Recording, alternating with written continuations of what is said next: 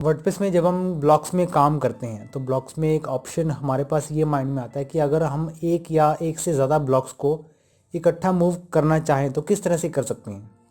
आज की वीडियो इस चीज़ पर बेस है कि आप अगर एक से ज़्यादा ब्लॉक्स को मूव करना चाहते हैं, उसे अलग प्रॉपर्टीज़ देना चाहते हैं तो किस तरह से दे सकते हैं। अब मान लीजिए मैंने यहाँ पर पैराग्राफ के इस टैब पर क्लिक किया और मैं इसे मूव करना चाहता हूँ, तो मैं इसे पर्टिकुलरली सेपरेटली मैं मूव कर पाऊँगा।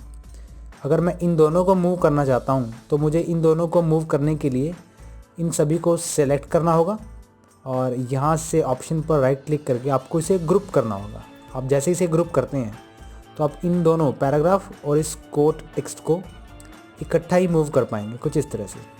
तो एक ग्रुप में कन्वर्ट हो जाता है और ग्रुप के अंदर आप ऐसी काफ़ी सारी फैसिलिटीज़ आप ओपन कर लेते हैं जहाँ पर आपको किसी पर्टिकुलर ब्लॉक को मूव करने के लिए एक ब्लॉक सेलेक्ट करना पड़ता था एंड देन उसे मूव करना पड़ता था, उसी के साथ साथ फिर दूसरा ब्लॉक सेलेक्ट करना पड़ता था एंड देन फिर मूव करना पड़ता था। वहाँ पर आपका ये काम कम होकर ग्रुप में कन्वर्ट करके बहुत ही कम स्टेप्स में रह गया है। सिंपली आपको दोनों ब्लॉक्स सेलेक्ट करने हैं। दोनों ब्लॉक को सिलेक्ट करने के लिए आपको, आप चाहें तो सिंपली हाईलाइट भी कर सकते हैं इसे। यहाँ से आप सिंपली इसे हाईलाइट करें और पूरे के पूरे जो दोनों ब्लॉक्स हैं ये ग्रुप हो चुके हैं। और ग्रुप होने के बाद आपको यहाँ से राइट क्लिक करके ग्रुप के ऑप्शन पर क्लिक करना है और आप इसमें ग्रुप कर लेंगे प्रॉपर्ली। और इसी तरह से बैकग्राउंड कलर को देना चाहें तो पूरे ग्रुप को बैकग्राउंड कलर दे सकते हैं अलग अलग तरह के, जैसा आपको सुटेबल लगे। और इसके साथ साथ मैं आपको इसमें एक ऑप्शन और बताना चाहूँगा। मैं यहाँ पर टॉप पर एक हेडिंग एम्बेड करता हूँ। टॉप पर हेडिंग एम्बेड करने के लिए मैं यहाँ से इंसर्ट बिफोर के इस बटन पर क्लिक करता हूँ और हेडिंग ऐड करता हूँ। जब मैं यहाँ पर हेडिंग 1 ऐड करता हूँ और आप कलर सेटिंग्स में जाता हूँ तो मैं यहाँ पर सिर्फ टेक्स्ट कलर्स को एक्सेस कर पा रहा हूँ। मेरे पास किसी भी तरह का बैकग्राउंड कलर नहीं है जिसे मैं चेंज कर पाऊँ। अब अगर मैं चाहता हूँ कि मैं इस हेडिंग को बैकग्राउंड कलर दूँ तो मैं वो किस तरह दे सकता हूँ। इसके लिए मुझे इस पर राइट क्लिक करके इसे ग्रुप में कन्वर्ट करना होगा। ग्रुप में कन्वर्ट करने पर आप इसकी बैकग्राउंड कलर सेटिंग्स को एक्सेस कर पाएंगे। मैं यहाँ पर इस कलर की बैकग्राउंड सेटिंग को एक्सेस करता हूँ। पर्टिकुलर हेडिंग पर क्लिक करके टेक्स्ट की सेटिंग्स को एक्सेस कर सकता हूँ।